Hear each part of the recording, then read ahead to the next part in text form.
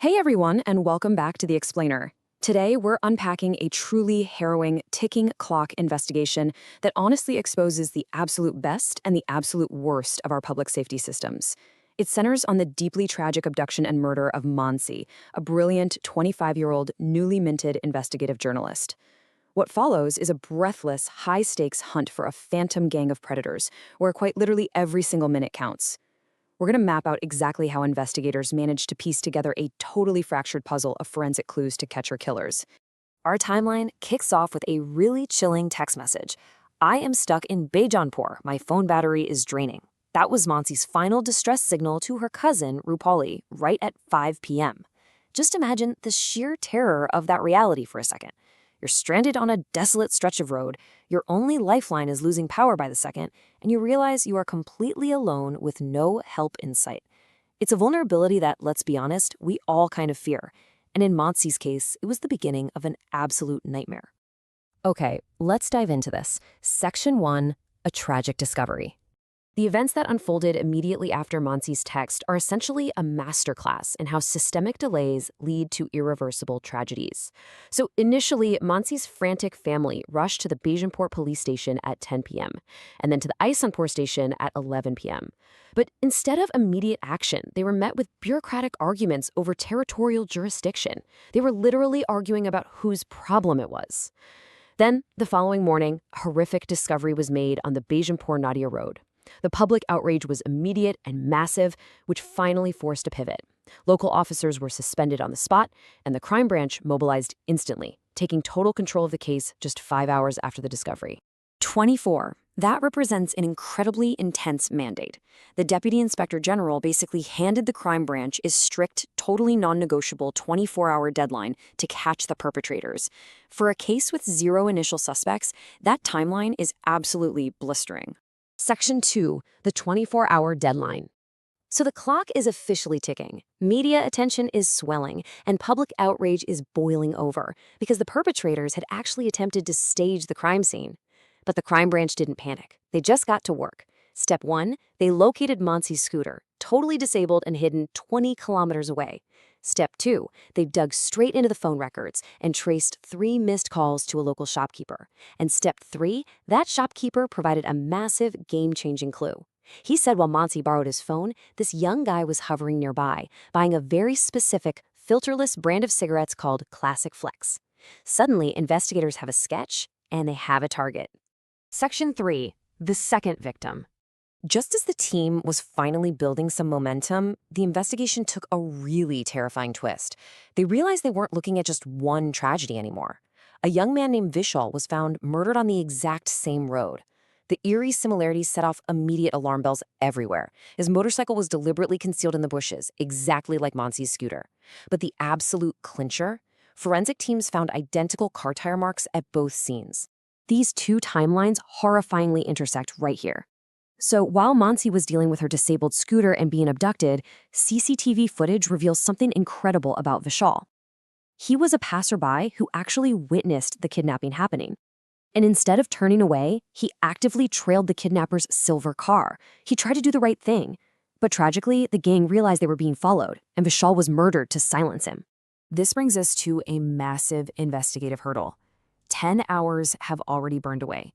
The police have tire marks, they have a sketch, and they have footage of a silver car. But the license plate is completely unreadable. So the big question is, how do you catch ghost suspects with only 14 hours left on the clock?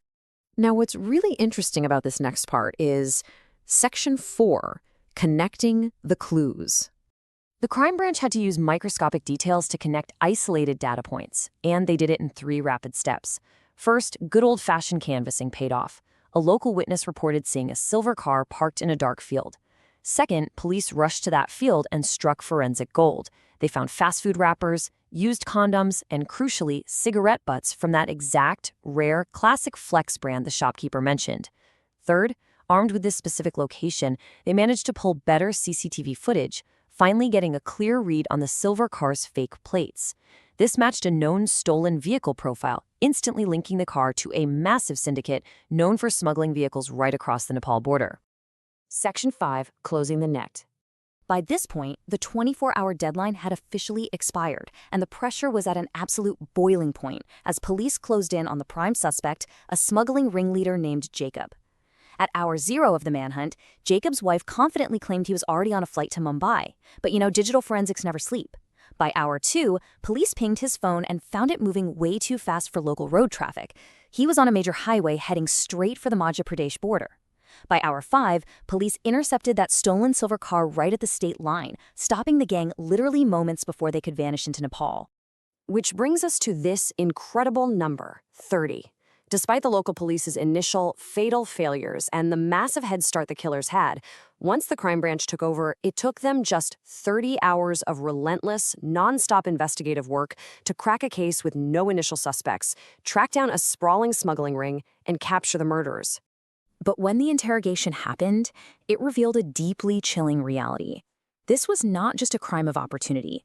The gang had actually noticed Mansi parking her scooter near her office on a daily basis, and they premeditated the entire ambush. They intentionally tampered with her vehicle so it would break down exactly when and where she would be most vulnerable. They literally manufactured her distress. Section 6. A call for vigilance. Look, this tragedy forces us to confront some really tough social implications. First off, systemic police apathy directly costs lives.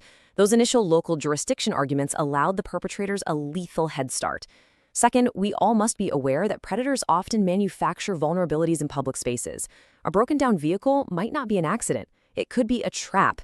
And third, bystander intervention is a crucial societal safety net, for sure, but it is a massive double-edged sword. So the crucial point is, Vishal and Mansi's lives could have been saved if he had informed the police in time. Vishal was an absolute hero who risked his own life to follow those kidnappers. But by choosing to shadow a highly dangerous gang all alone, without immediately calling the authorities to report that license plate, he tragically became their second victim. Observation is great, but it absolutely must be paired with immediate professional intervention. Which leaves us with this final thought. Are we doing enough to protect the vulnerable on our roads, or are we just hoping someone else will step in? This case clearly shows us that when the system fails, the results are catastrophic. But when relentless, focused pursuit is applied, justice actually can be swift. Our own vigilance and exactly how we choose to act in those split seconds can quite literally be the difference between life and death. Thank you so much for joining me on this explainer. Stay safe, stay aware, and as always, keep asking the right questions.